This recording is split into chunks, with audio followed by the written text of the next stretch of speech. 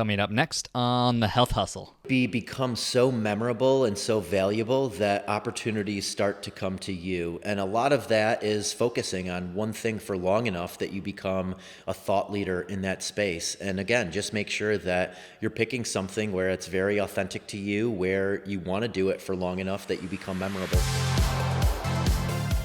What up, y'all? Corey here, and on this episode, I had a chance to sit down with somebody who has quickly become a good friend of mine, Eric Hinman. Prior to this interview, I had quite a few sauna sessions and engagements with him just so that I could get the deep dive on who he is and where he comes from, so I could provide you guys with a better podcast interview on this episode. Just to give you guys a big picture of Eric, Eric is a hybrid athlete, a 5-time Ironman competitor, a serial entrepreneur, and he specializes in brand building for early stage consumer and wellness brands. Some of the things that we get into in this episode are where he learned his early leadership skills, why everyone should specialize in something or pick a niche early on in their careers, how he was able to build his social capital, the power in chance encounters with people and how you can fabricate that in your own life, the challenges of business partnerships, why having a sauna is a life hack, how to manage dozens of brand deals, which is exactly what Eric does, knowing when to sprint and when to rest, founders retreats, and so much more. One last thing, if you're a health or fitness professional and you're having difficulties getting leads, one of the most common reasons that I see this is not having a well-defined niche. If you go to the link in the description, I have a free 3-step process that walks you through exactly how to get clarity on which niche is best suited for you and your business.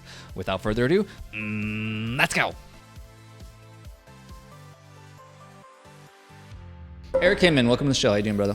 I'm doing great. Thanks for having me. Yeah, I'm excited. I want to start somewhere kind of unique because I feel like there's a lot of episodes and podcast shows, and I've listened to a lot of them out there about your health, your fitness journey, basically how you got into going from Ironmans to doing the brand stuff that you're doing now. I'd actually love to circle back and start way back and find out, is there any sort of entrepreneurship in your family? Yeah, I think that's why I'm ultimately in the position I'm in now. As my father was the manager of a small mutual insurance company in upstate New York. So I grew up watching him lead people, and my mom was a school teacher. And I played basketball. I was a point guard, so kind of the leader of the team being the point guard. I ran cross country, track in high school, and was the captain of those teams as I excelled at those sports. So I always enjoyed defining my destiny and being in more of a leadership role. I never was good at taking direction. I always wanted to march to my own beat. So yeah, I think a lot of what's ingrained in me came from just watching my father lead, watching him run a small insurance company, watching my mom work really hard and, taught me to work really hard. And then team sports, just being a leader on those various team sports. And I was always intrigued too by entrepreneurs growing up, business owners, and it was software companies when I got into my late 20s that I was intrigued with, and now it's wellness entrepreneurs, CPG, consumer packaged goods founders. And I've also always been interested in investing, and it started very much with just reading the Wall Street Journal and investing in stocks and bonds. And, now it's investing in early stage companies where I feel like I have more fulfillment because I know I can help in more ways than just putting money into a company and hoping it goes up. Totally. We'll get into that brand building piece. But before we do, was that the reason that you got into the insurance stuff? Was because of his business? It was. I grew up working for my father. So when I was in high school, I was going door to door inspecting houses for him. In college, same thing. And then the day after I graduated from college, I think I may have had maybe a week of partying after I actually graduated, but I went and took my property and casualty insurance exam. It was 3 weeks to get the appropriate number of hours to then take the test. And 3 weeks after graduating from college, I had my property and casualty insurance license. And the first 2 years, it was tough. I mean, I was going door to door. I was hearing no often. I was a 21-year-old kid trying to sell insurance to people in their 50s, 60s, and 70s. And they're like, why would we listen to you? What experience do you have? So, I mean, that was a big lesson for me in specializing in one niche and then becoming known and memorable in that niche. And that's what I ended up doing. I landed on campgrounds and marinas, and I pretty much solely focused on going door to door to campgrounds and marinas in upstate New York and selling them property and casualty insurance. And word spread that, I had a lot of knowledge in that space, and I was able to save customers money. And I did that for 7 years, from 21 until 28. And built up a nice book of business that allowed me to start taking some risks. And that led to lots of other successes and failures. I always know I'm talking to somebody that understands sales when they say book of business. I feel like that's like, it's like, oh, okay, you've done sales, haven't you? Yep. I have my list. I got it. Yep. That's interesting. I'm sure you grew some pretty thick skin in those early days. Do you know who Darren Hardy is? I don't. He made his wealth on real estate, was able to retire in his late 20s or something like that. Very wealthy guy. Now he used to work for Success Magazine. Now he just basically does a lot of personal development type stuff. But something he talked about is same thing as early on in his career, I guess you could say, he did sales. He did the door knocking thing. And he explains this analogy that I love of something that I wish I would have had when I was younger, is that experience of feeling a lot of pain and failure and rejection. Because he says success is a lot like a pendulum, in that the harder you swing into the side of pain and misery and discomfort, the harder it swings in the opposite direction of joy and bliss and happiness. But you can only control one side of the pendulum. Is how many doors can you knock on and be completely rejected and yelled at before you're swinging in the opposite direction. But I'm sure that's carried over into everything that you do now today. So that's fascinating that you've had that early stage rejection, I guess you could say, especially from insurance. But agree. And ultimately it taught me relationship skills, it taught me storytelling, it taught me to focus on one thing at a time, it taught me to stay in my lane. It taught me so many valuable lessons that I continue to improve on. I would be lying if I said I'm a master at it, but I've learned with each business of why that worked or why that didn't work, or each new hobby I partake in, why that worked or why that didn't work. So yeah, it's a constant reminder that we're always selling ourselves, regardless of whether we're in sales or not. We're always selling ourselves. And I'm fortunate now to have this personal brand and an audience that has allowed me to capitalize on a lot of my passions. Totally. So was after the insurance thing, was that when you got into the restaurant business? Is that where that started? No, after insurance, it was software. I started a software company with a good friend, Stephen Von Dijk, in upstate New York, called App Fury. And we were building mobile applications back in 2009, 2010 that helped tourists get around trendy sections of major cities. So we had this app called Soho in my pocket, Midtown in my pocket, Meatpacking in my pocket for New York City. And then we were building out Chicago, and we were building out Miami and different, shopping districts of major cities. Very similar to a Yelp or Foursquare. Around the same time they launched, they had a much more scalable business than we had. We were literally walking the streets, pinpointing what businesses were where on the streets. So it was very laborious, and they obviously went the user-generated content approach, and that was more scalable. But that company ended up getting us in front of a lot of technology people in Syracuse, New York, specifically a lot of college students that were taking app development courses. And we ended up partnering with these 5 brilliant kids from Syracuse University that were much better at us at design and user interface and app development, and we partnered with them. It became a service-based company. So we started building apps mainly for businesses. We had some consumer apps that were on the App Store that you could download, but we were mainly solving businesses' solutions with apps and mobile websites during that time period. So that was 2010 to 2014, and that also gave me a front row seat to the investing world, angel investing. What was your role in the tech company specifically? Were you still doing sales? What were you doing? My role was business development. So meeting with clients, pitching them solutions. I knew enough. I could talk the talk, but I couldn't walk the walk. I could take a problem and then bring it back to the developers, and then they would create the user interface for it. But I knew enough about technology that I could be like, hey, this is what I think we should do, and this is how we can solve it. And then we had developers that would actually do the dirty work of coding it and designing it. When did you learn that you were so good with people? Because I'm assuming there's been a through line through all of your businesses and career that it's been really the relationship building piece of it. When did you figure that out? I think I figured it out in college more than I can trace it back to being a kid, but I think in college is when I realized I had a knack for putting people together, specifically in very big parties. But early, I'm an only child, so I always surrounded myself with friends, and I had a ping pong table in my basement in my parents' house, so I had friends over every night playing ping pong. I had friends over for 2 to 3 hours every night playing basketball in my backyard. I had a big basketball court and a nice basketball hoop. So I always was entertaining. I was always putting people together, and I enjoyed being around people. And then in college, it was very much around partying, throwing the biggest parties at my small SUNY school, SUNY Geneseo. We'd have 150, 200 people in these backyard parties at my townhouse that I lived in. And then after that, it was still parties, where I was throwing parties in Syracuse, where I moved to after college. But also started to realize that same relationship skill, it translated to business as well. I enjoyed being around people. I enjoyed connecting people. I understand social capital and how that works, and how to just, say yes often and give with no expectations, and good things come back to you. So I've always adopted that principle in everything I've done. But ultimately, I love leaving people with a memory, an experience, or, new connections. You've always been the fun guy. You're the guy everybody wants to hang out with because you throw the parties. Did any of these parties ever get busted?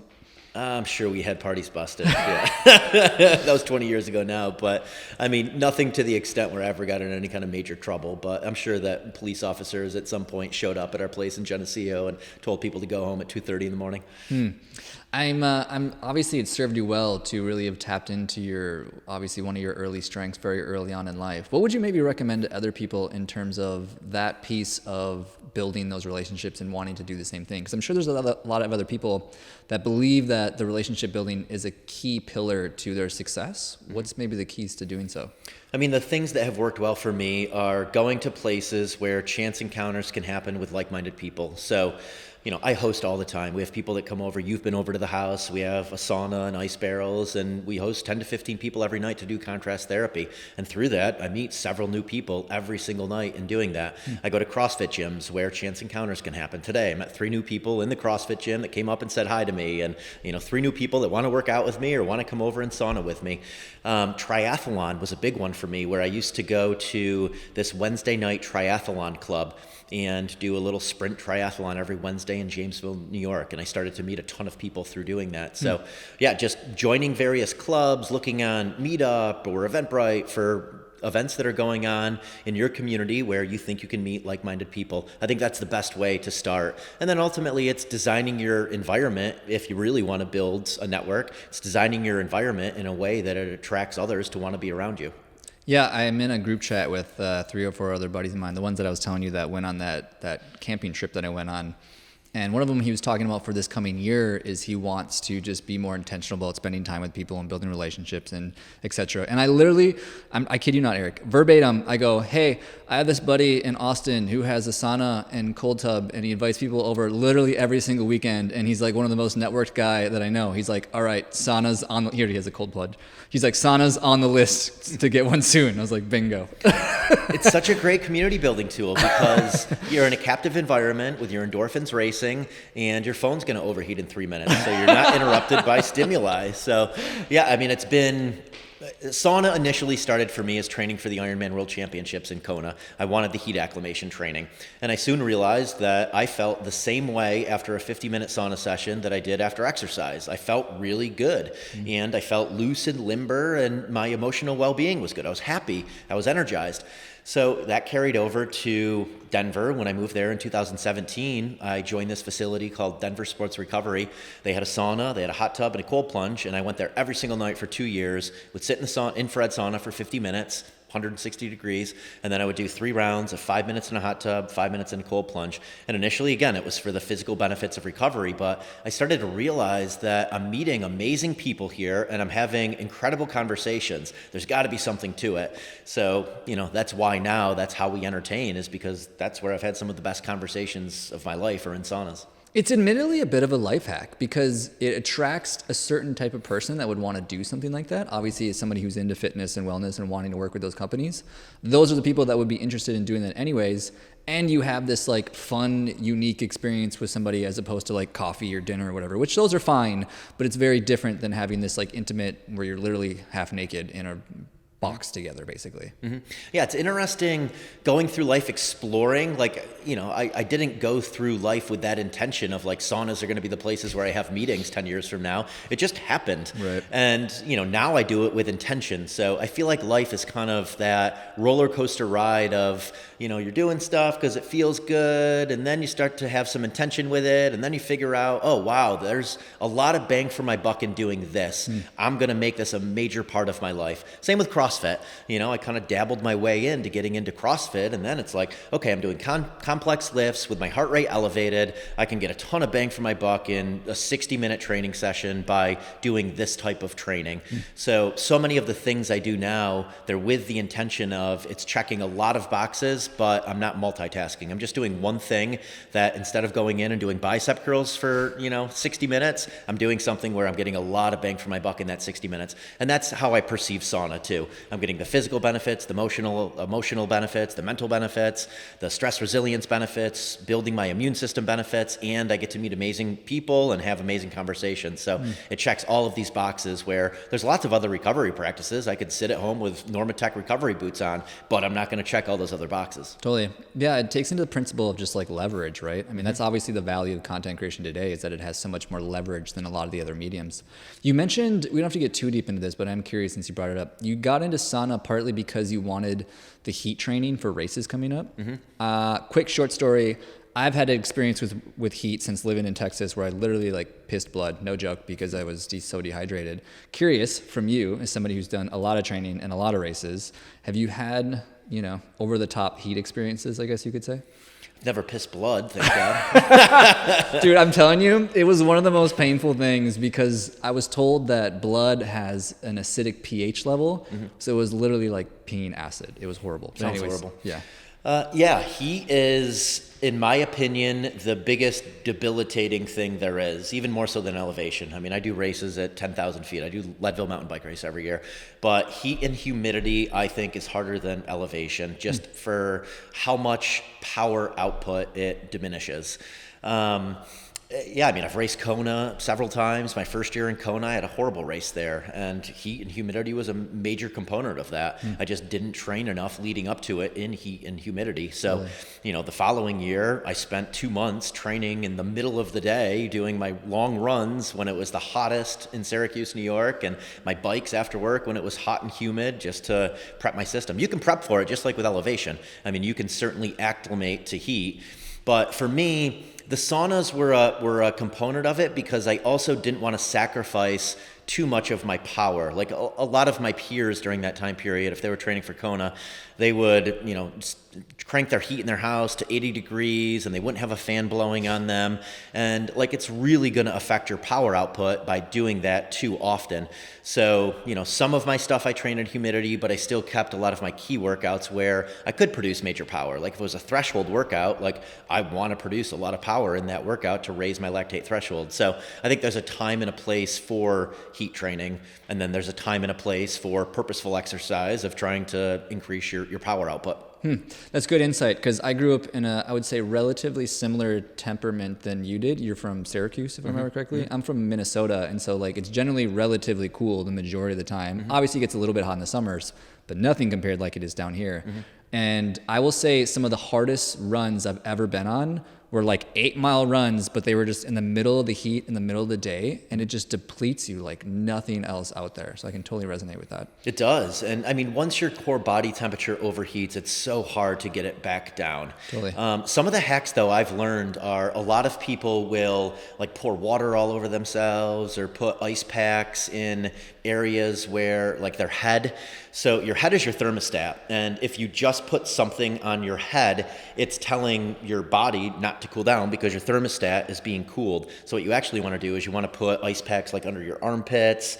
Ideally, you would put them under your feet. There's these different places to put ice packs that will actually cool your core body temperature as opposed to your head. Same with a sauna. That's why people wear sauna hats, because you're circuit breaking your head's telling you, your thermostat telling you to get out of the sauna by covering your thermostat with that hat so that your core body temperature can get hotter. No kidding. Interesting. Okay, so tech company, Then what was next? What was the next business after that? Was that the restaurants then? Was that after the tech company? Gym. Yep. Okay. Gym 2013, started as a CrossFit gym, and then we expanded into an indoor cycling studio and a HIIT studio. In Syracuse? In Syracuse, yeah. It was called Urban Life Athletics, still exists. I had business partners that were involved with it. So that was 2013 that I opened that. And then I met my business partner in the restaurants through him being one of my friends and training with me at the gym. And I believe we opened the first restaurant, Original Grain, in 2016. And then subsequently, we opened another one in 2018, 2019 in Rochester. And then another restaurant called Exo Taco, this trendy Mexican restaurant, around that same time period as well, like 2019. Have you always had partners? I didn't have any partners in my insurance business. I had partners in my software business, in the gym, in the restaurants, and with this current business, the content creation, influencer marketing, consulting with brands, no partners in that. But I end up investing in a lot of the brands, so I end up kind of becoming a partner with my investments that I make in the brands. What's your belief on the partnership side of things then, from somebody that's had both worlds? It's very difficult early on to create the right structure. You don't really know what your roles are going to be until down the road. So, that is why so many partnerships fail, is because especially first-time partnerships, until you've gone through several partnerships, I don't think you realize how clear and intentional you have to be in discussing exactly what you're going to want to be doing with the business. And, everything's good when the business is doing well. Totally. But, if the business is losing money and people are having to cough up money to put it into the business to make payroll, all of a sudden it doesn't become as fun, and there's headaches and relationships that are strained. What convinced you to do the restaurant business? Because not that I'm this massively skilled entrepreneur in any way, shape, or form, but from my base understanding of restaurant businesses is it's just fucking hard. How were you convinced to even do that? So for me, so much of what I do is based around fulfillment and adding value and solving my own problems and doing things I'm really passionate about with people I'm passionate to be around. And I've learned over time which ones I think are going to work and become a return on my investment, both time and money. And, which ones maybe I shouldn't invest as much time and money into. But the restaurants were a passion project. I wanted to bring something similar to the restaurants I go to in New York City and LA and different big cities to Syracuse. So a healthy, fast casual restaurant with loud hip hop music playing and a cool place where I wanted to be and I wanted to hang out with my friends. That's what the gym was too.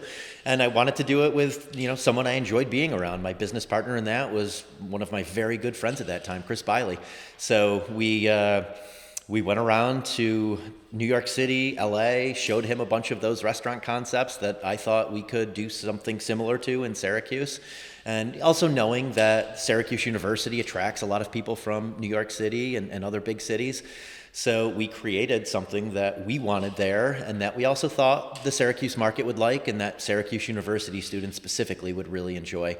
But it is a hard business. That ended up being a lucrative endeavor. The gym was not a lucrative endeavor. I lost money on that one. I made money on the restaurants. So I always say the sexier the business, that generally means there's going to be more competition and it's less likely that you're going to do well in it unless you find an operator who's already done it a number of times.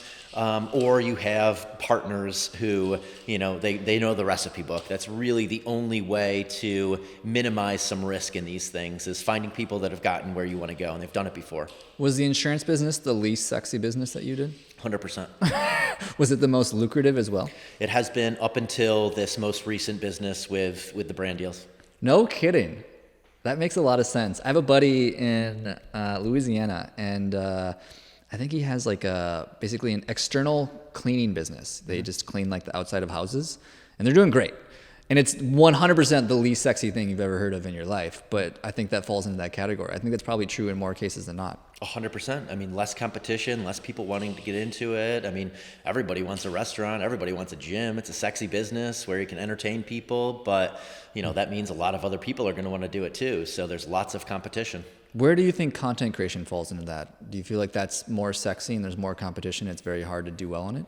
I do think that, yeah. I think it's more sexy. I think it is perceived to be way easier than it really is. And I think it's because you can showcase it so well on social media. You have so many people that'll flash fancy things and they have a large following, and you just have that perception that they're crushing it from brand deals or they're crushing it from some kind of product that they're selling through their site. But I think it's misleading. I think most people are still hobbyists in the space, and I also think that money in that space is going to start going towards people that can really move the needle, not so much just people that have a big number next to their name.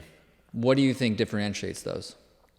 I think the people that are moving the needle for companies either are thought leaders in their space and have really good product market fit with the company they're working with, or they're community builders, they're consultants, they're ad agencies, they're checking more boxes than just posting a picture thinking they're going to convert because they have 1 million followers. I totally agree. One of my favorite creators, I guess you can call him, this guy named Joel Pulizzi. I don't know if you ever heard of him. He started Content Inc., massive company now, and they really just basically help content creators become content entrepreneurs, right? So it's like a completely different framing of what it means to create content. It's not just to get the likes on TikTok or whatever your platform is. It's to actually have a sustainable business that can support you. And that is really what he hits home with all the time, is that don't create content from the framework of trying to get more followers. Create it from the framework of like, how do I get more revenue? Which is a completely different way to think about it, right? Is like, you're not just trying to attract all the people, you're trying to attract the right people with the right message and the right content to it that's actually going to help and serve them. So I think that kind of hits home on what you're saying. But can't agree more. Yeah, I mean, I go into every relationship is, can I provide ROI for that company? Totally. And that's why my brand deals are so intentional. They're early stage wellness companies where I have a direct line into the founder of the company, and I'm interacting with the founder of the company, and I'm introducing them to people, and I'm helping them raise money, and I'm looping them in on community events, and I'm doing a lot more than just the posting component. Totally. And that way I'm memorable. I move the needle for them, and I'm memorable where they say, wow, you did way more than anyone else we've worked with. And that's what I want every brand to say. Whereas a larger brand, I'm not as valuable. You know, I'm just going to be a billboard for them, and I can't leverage my network as well. So that's why I pick the companies I pick. Is that how Bloke fell into your lap then? Because like that seemed like a very intentional event that you hosted here in Austin with a whole bunch of people that literally flew in just for that event. Was that intentional for you? Yeah, Blokes, Josh Whalen lived in Denver. He reached out to me about 1.5 years ago on Instagram and said, hey, I'm in Denver. I have this company called Blokes. I'd love to, pick your brain over it. Do you want to meet up for coffee? And you said, no, get in my sauna. Close. I don't know that we had our sauna then. We had just moved into our new home in Denver, so the sauna wasn't set up yet. But I DM'd him back, and he still has this DM. And I said, why don't you come over to the house and have a smoothie? And he messaged me back, and he's like, come to your house and have a smoothie? And I'm like, yeah, dude. So Josh shows up at my house to have a smoothie. Smoothie with a side of sourdough. What do you say? Yeah, that's how we did the deal. But yeah, I mean, we hit it off, and I liked what he was building, and he told me, he's like, I've worked with a bunch of people, similar to you, and it's been dog shit. I haven't got any kind of return on my investment. I basically am ready to scrap this. You're kind of my last effort. I see what you're doing for some other brands you work with. A big fan of 10,000, big fan of some other brands you're working with. I'd love to give it a try with you. And, I explained to him, like, I'm going to help you build your ambassador program. I'm not just going to be a guy that posts once a month and then puts my hand out to collect a check. Like, I'm going to build your ambassador program. I'm going to identify other thought leaders in this space. I want to put on events for you. I want to do ambassador retreats. Like, I want people talking about Blokes. And he loved that idea. And that's exactly what we've done. And I mean, now he's got arguably my favorite ambassador team out of any brand I've worked with. He's just cultivated an incredible community around Blokes, and it's been really cool to see. Yeah, I met all of them when they came here to Austin, and they're fucking cool people. That's amazing. I'm curious, how do you manage it all?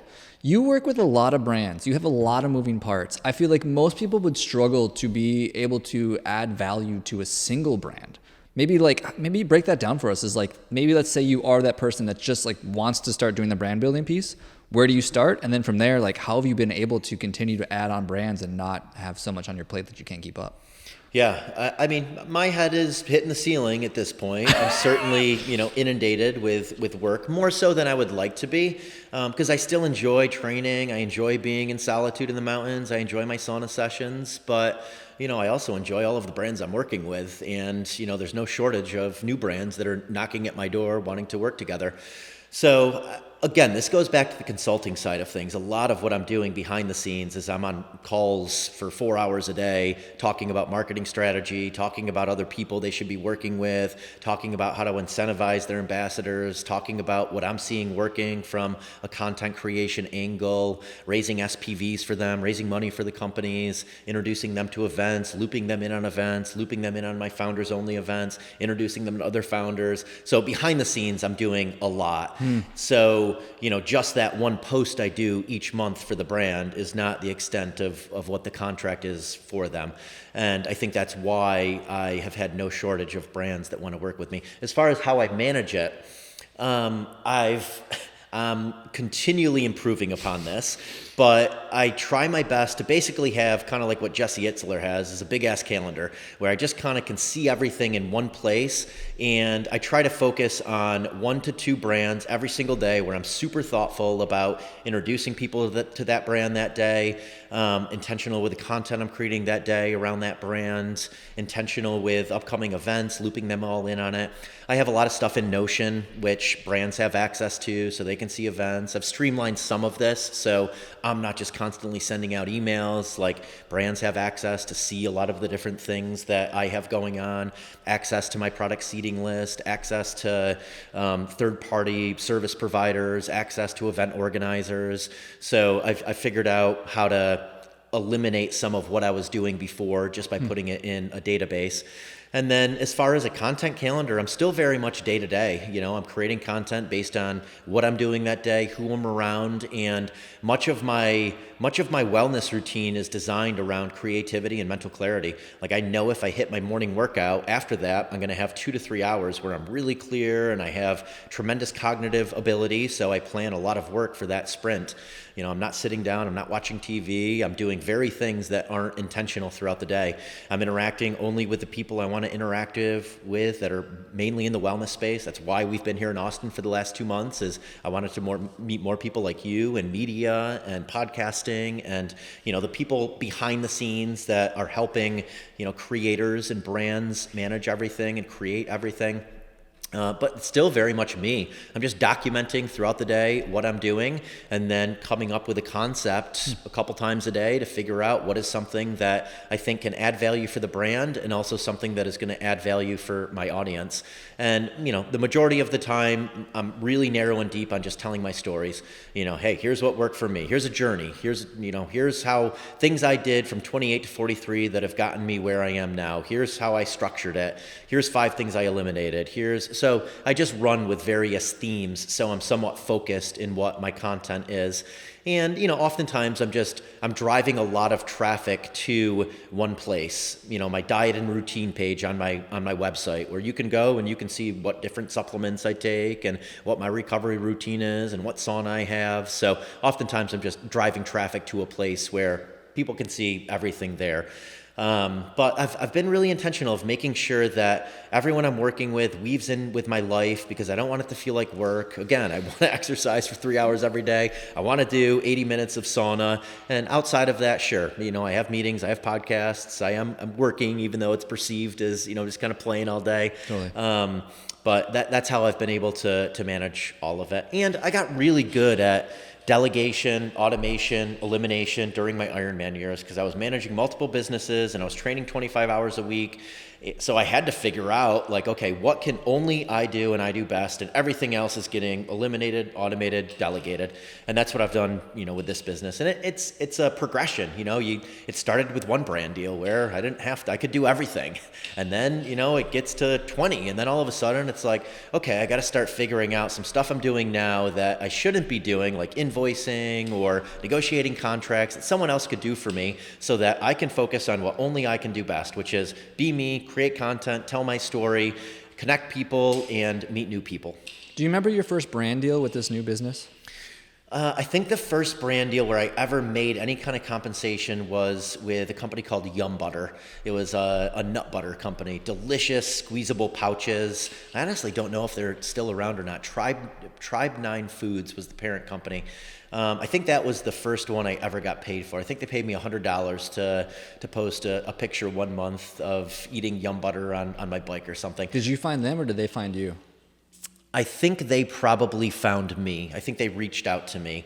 And then I started to recognize the opportunity, though. And then I started tagging brands and just like sharing content with brands. So I was doing that for 2 to 3 years before anything really started to build into a big business. What's the best piece of content you've ever created? These journey posts have done the best by far. So sharing, what I looked like at 28, what I look like at 43, and then sharing kind of actionable steps that I took to go from where I was to where I am now. Those have been the best pieces of content. So like transformations, basically. Yep. Interesting. That makes a lot of sense. I mean, just generally speaking, I think people want to know that you've experienced something they've experienced, and then they will listen to you because they know that you figured out basically the journey and how to get there. Yeah, I mean, it captivates a large audience too. I think that's so much of a post going viral is, is it going to captivate a large audience? Is it funny? Is it inspiring? Is it, something that many people can relate to? And that's what those posts are. A lot of people can relate to them. Someone in their 20s can relate. Someone in their 40s can relate. Even 50s can relate. So it reaches a broad demographic. You sound, based on the way you were describing how you've been able to manage everything, you sound a bit like a central networking hub. It feels almost like there's a flywheel effect of, as you continue to work with brands that you like, you continue to be able to find other brands that can connect and build networks within those brands because there's so much like-mindedness of where they're at, who their community is, what their problems are, what their struggles are. Is that accurate? 100% accurate. Yeah. Okay. I mean, I put myself in places where opportunities are going to present themselves. And I also am constantly meeting new people. And by constantly meeting new people, I'm able to connect new people with new people, and I'm able to connect people with people. So that is so much of my day, is intentionally doing that. A, because I enjoy it, but B, I've done this for 15 years now, and I know that it creates massive opportunity. How much reach do you have at this point? Like, could you reach Obama or something if you want to do at this point? Wow, great question. I mean, you've had to have met what? Tens of thousands of people? I don't even know. Yeah. It's got to be crazy. I do know people who know Obama. I don't know if I'm at a place where I would have any kind of value I could add for him, but I do know people who've done business with him. So yeah, I guess I'm one. More people in the wellness world, professional athletes and stuff like that. I'm well connected in those spaces to get in front of other athletes for sure. Celebrities, definitely. I've never really played in the political world. It's just not something I'm super interested in. So politics is where I'm least connected. Who is the biggest name in your phone book? The biggest name in my phone book. I just trained with Lance Armstrong on it. That was fun. Really? Yeah. That's sweet. Yeah, he's the savage, as you would imagine. He did a CrossFit type workout with me and absolutely crushed it. Dave Miro was one of my best friends for years. God rest his soul, but he and I trained together a lot. He and I raced Ironmans together.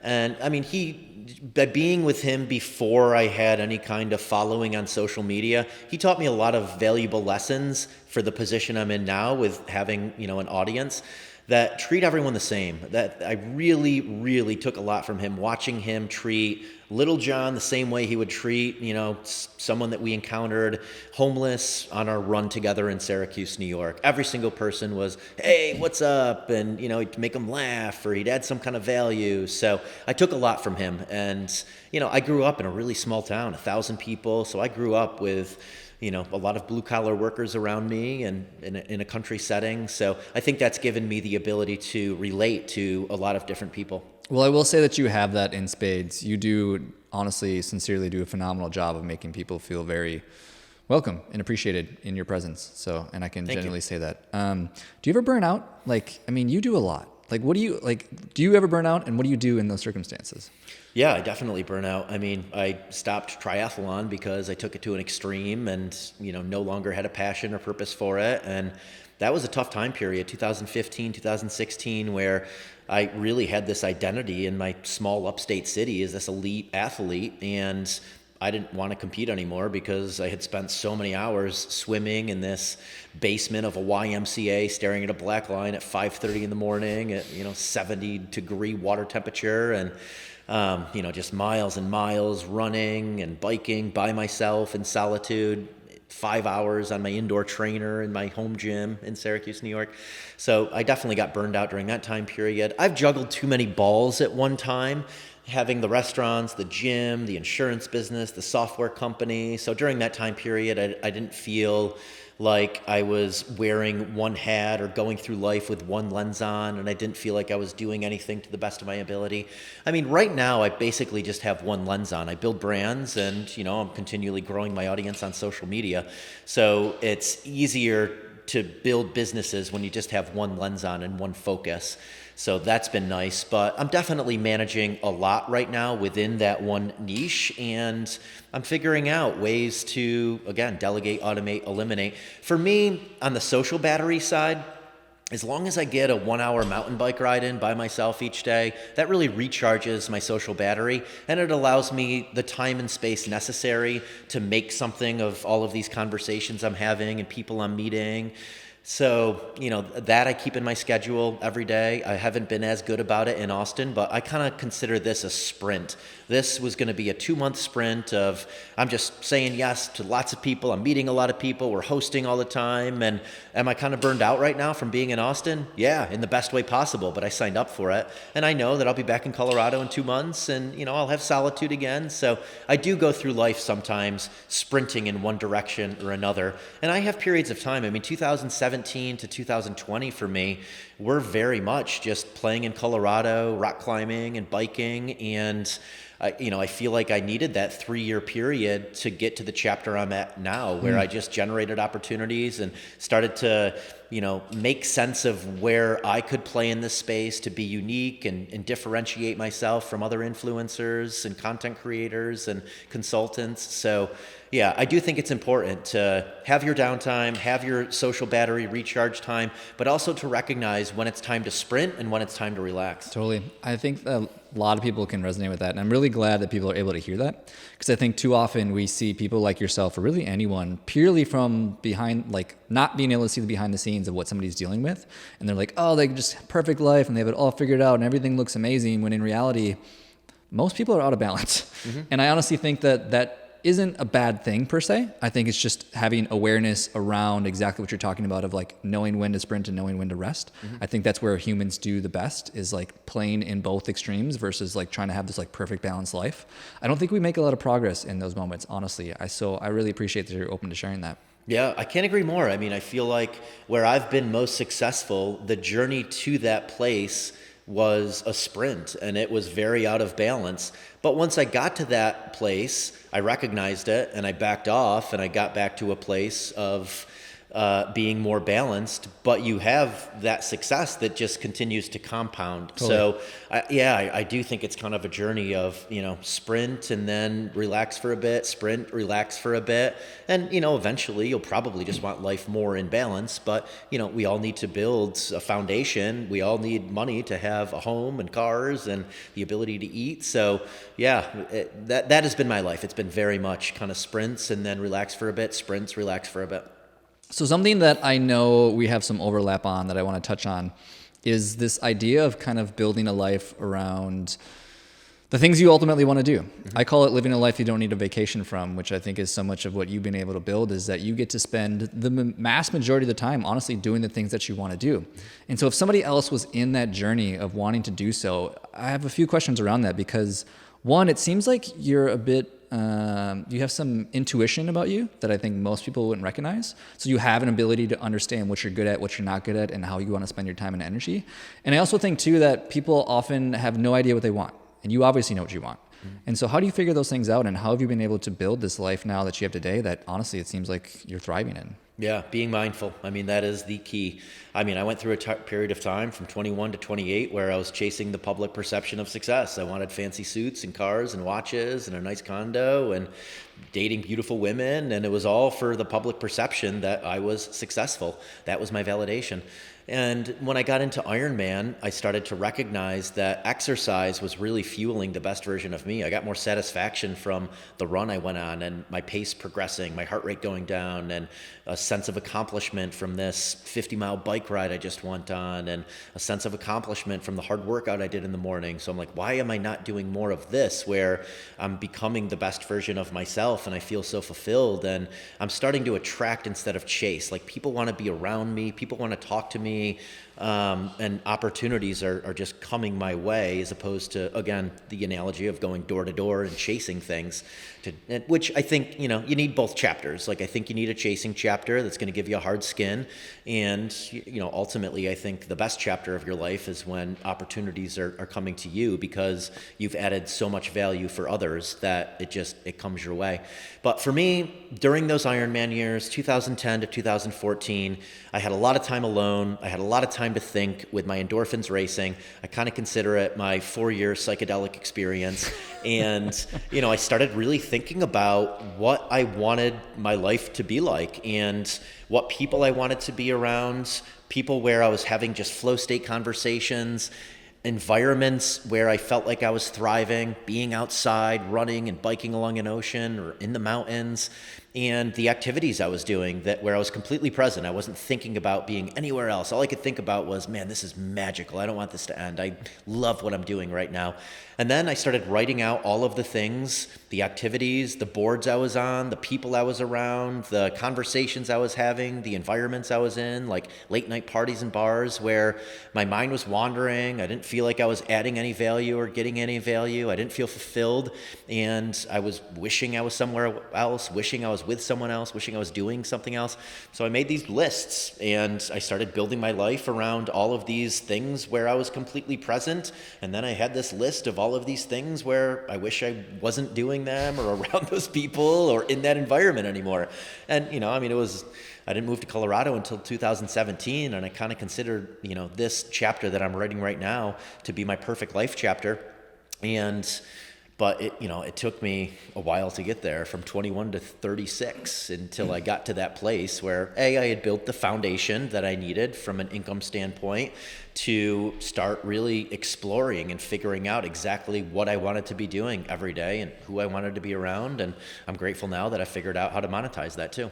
Yeah, it's funny you say that. I don't know if it's like an age thing or what it is, but I've had a similar discovery, and I learned it from, I think it was Lewis Howes actually. He talks about the average perfect day.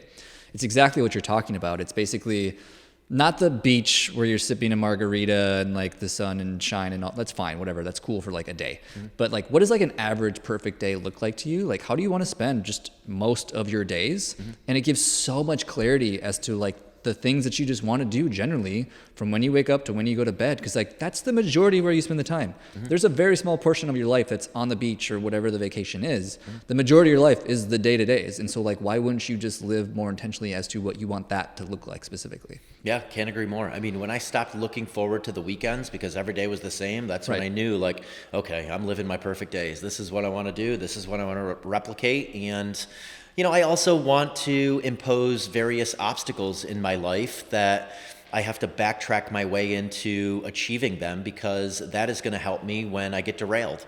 It's going to help me overcome these bad stressors in life. Totally. So something I've been doing on these shows is I've been digging into what I call the masterclass. And it's just a fancy way of saying everyone that I have on the show has a very unique skill set that they're very good about, that they could hopefully teach other people about. Mm-hmm. If I had to guess yours, I'd say it's brand building. Mm-hmm. Is that accurate? I would say it's more relationship building and focus. Okay. Focusing on one thing at a time long enough to be successful at it. I honestly think those are my two skills that have translated over to various successes I've had. Okay. So what would you contribute to, or a better way to ask this is like, what are the essential pillars or pieces to being really good at those things? So like if you were giving a college 101 course and you wanted, and like somebody was like, how do I just be amazing at relationships, or take the other topic if you want to, is like, how would somebody do that? What's the advice that you would give them? Sets and reps, like anything in life. Meet one new person every single day. Start with these small mini goals that you can execute on every single day, and that's going to compound over time. And then focus. I mean, for me, it wasn't until Ironman that I realized the tremendous power of focus. I guess with my insurance I did, because I was focusing on a niche, but I wouldn't say I was a world-class insurance salesman. So getting to the Ironman World Championships taught me that being world-class at anything just means dedicating to yourself, dedicating something for 4+ years, 10,000 hours, just dedicating your life to it. And saying no to a lot of other things that are distractions during that time period that you're laser focused on it. So the chapters of life for me where I've been most successful are where I'm laser focused on what I'm doing and kind of have blinders on to other things. I love the analogy of sets and reps. It's so funny how that I feel like applies to fucking everything. like if there's anything that you wanted to be skilled or good at, literally name anything. Mm-hmm. It's hard to argue that just putting in the sets and reps and continuing to learn the craft isn't the best way to get there. Like there's no shortcut, in my opinion. Mm-hmm. Like it's crazy. Yeah, I mean, the only shortcut is surrounding yourself with people that have gotten where you want to go. So I had a triathlon coach.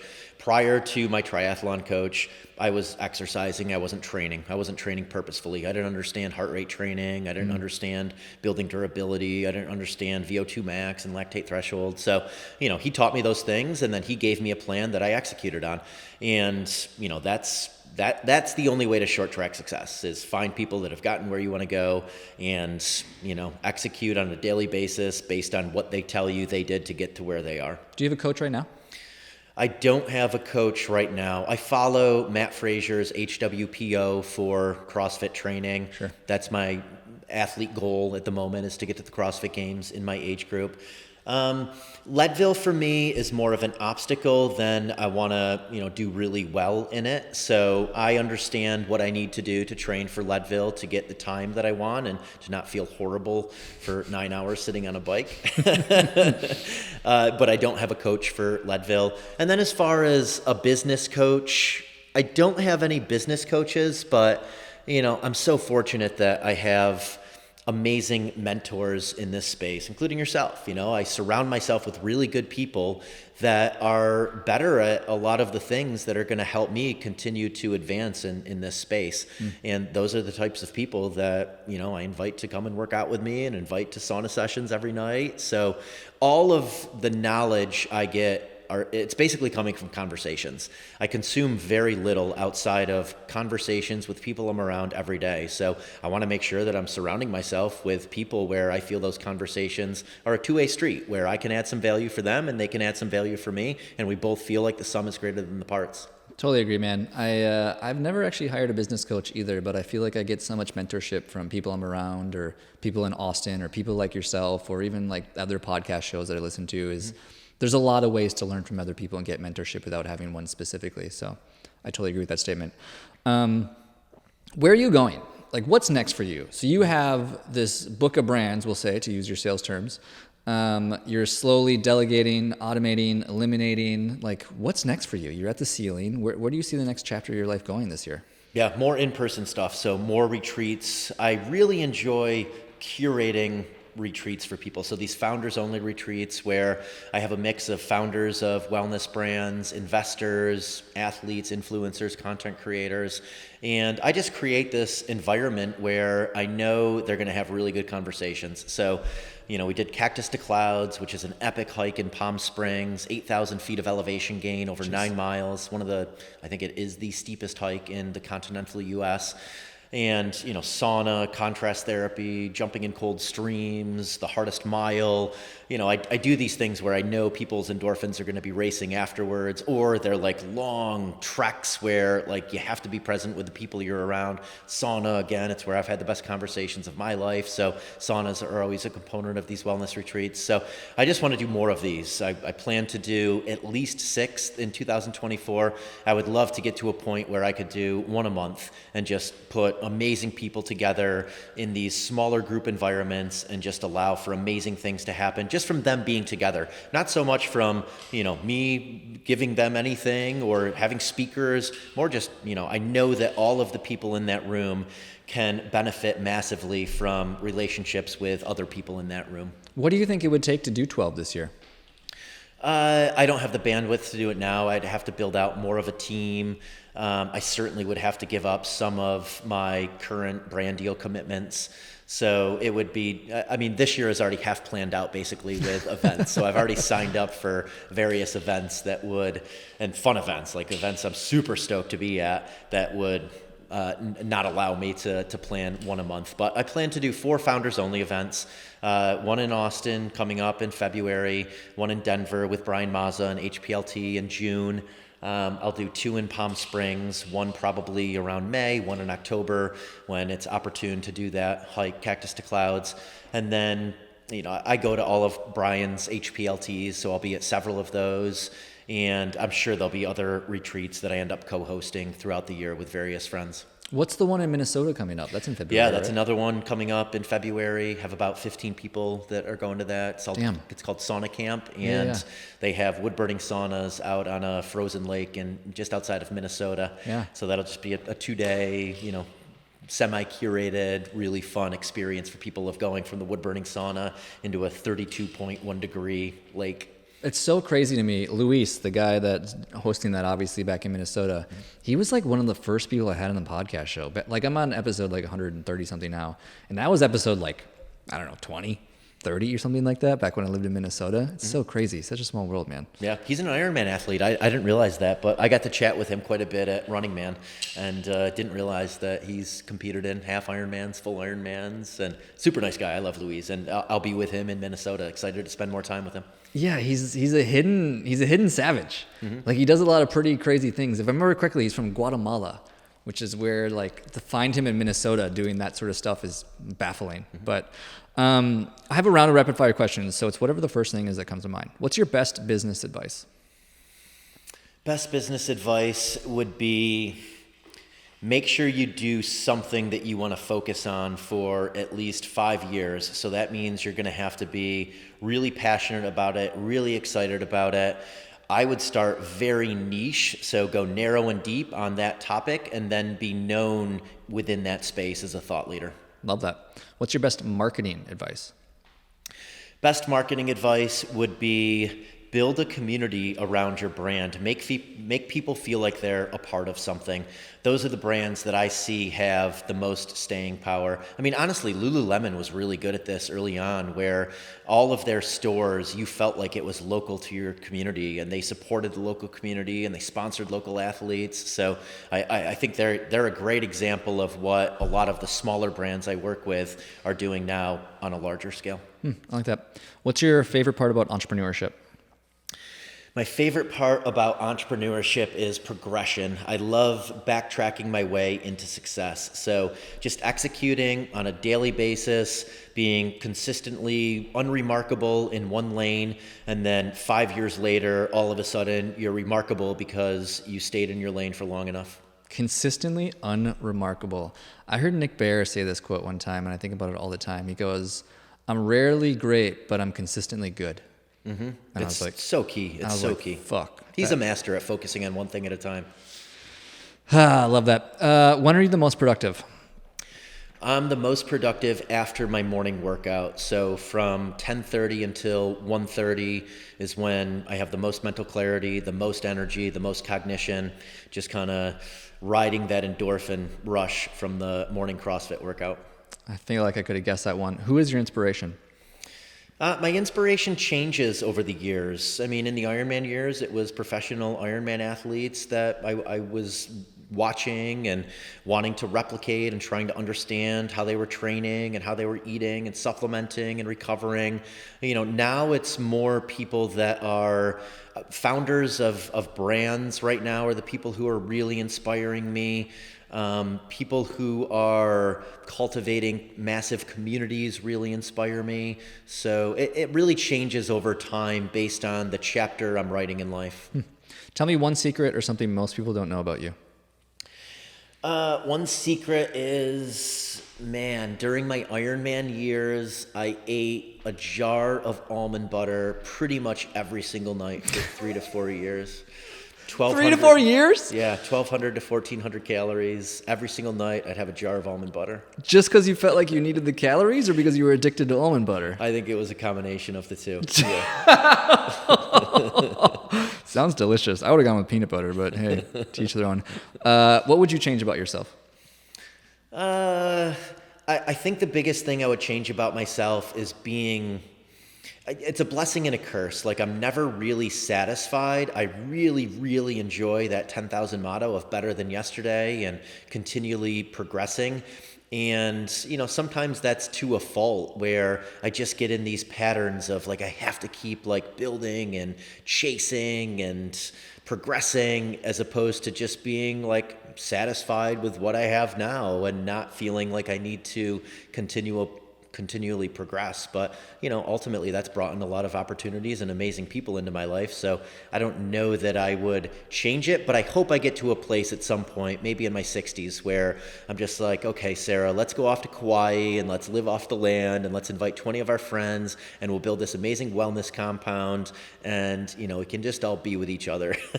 I totally agree, man. I can relate with that a lot. I was actually just telling my girlfriend yesterday that she asked me a question about like, how can I improve based on like the last week that we spent together? And I was like, oh man, that's like a really good question. And I honestly didn't have an answer for her. And I realized it's because I spend almost all my time thinking forward. I'm always looking forward to the next thing. Like if I was to break it down, I would say at least 70% of my time is like, what's next? How can I achieve more? What's the next goal? And to your point, like it's gotten me really far, but sometimes it's like, man, I need to step back for a moment and reflect or be here for a second. So I can relate a lot, my friend. What's your favorite app or resource right now? My favorite app is, I've been using Calendly a lot just for appointment booking. Someone asks me, hey, what's your availability? I'll just send them that app, my Calendly. Notion, I've definitely been using a lot. That's a great database tool to manage everything. Apple Notes I use for, any ideas to write out my workouts every day.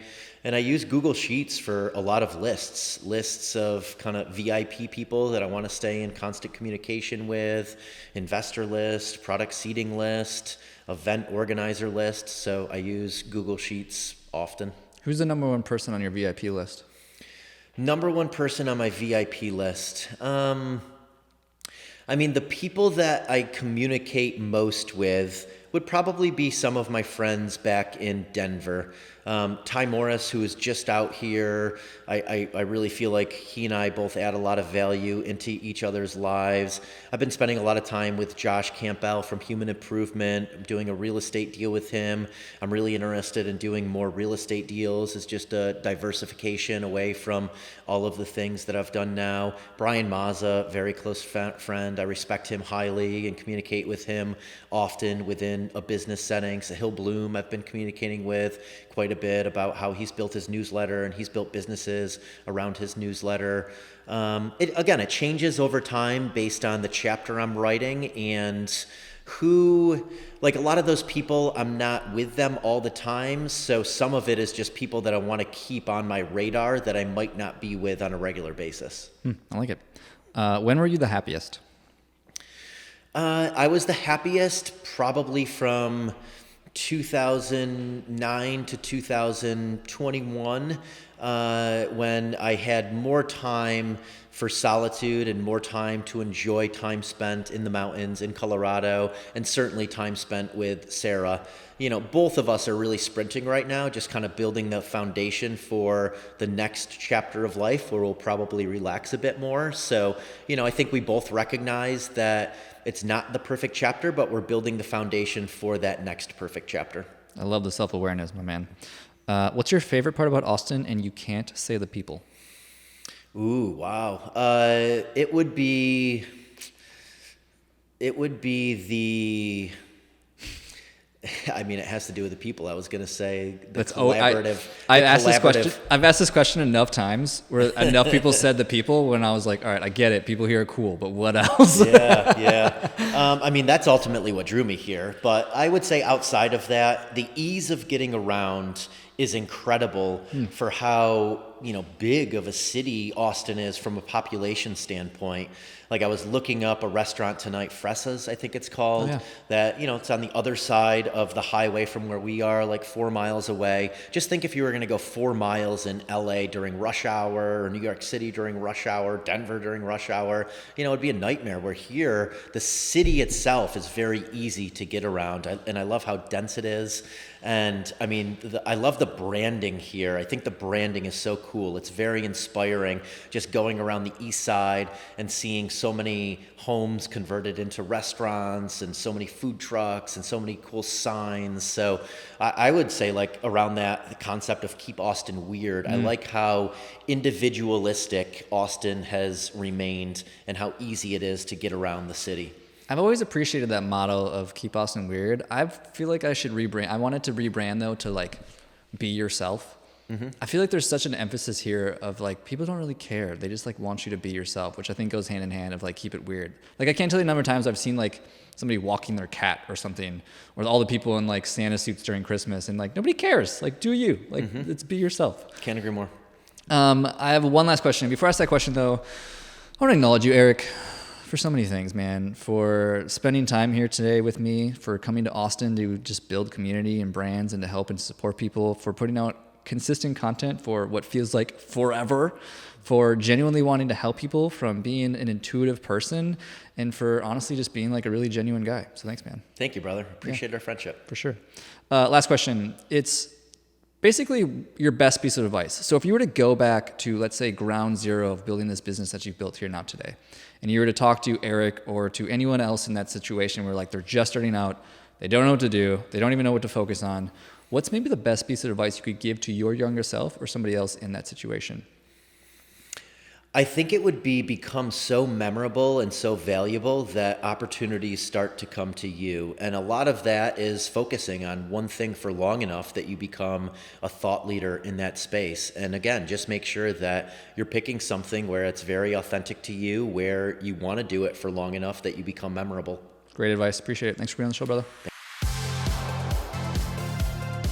Hey friend, thanks for listening to the show, and if you have any feedback for me about the show or any other guests that you'd want to see in the show, definitely shoot me a message. I love engaging with my audience and figuring out how I can provide the best value possible to the people listening to this show. Before you go, I only have one ask of you, and that would be to check out my 3 Tips Tuesday newsletter. It's 3 marketing tips every Tuesday specifically for the health and fitness entrepreneur to help them attract new leads. If you press the link in the description, it'll take you directly to the archive of all my previous newsletters, and you can decide for yourself if it's something for you. If you end up finding it helpful, you can just sign up for the newsletter and you'll get it in your inbox every Tuesday. Thanks again, and keep hustling, my friends.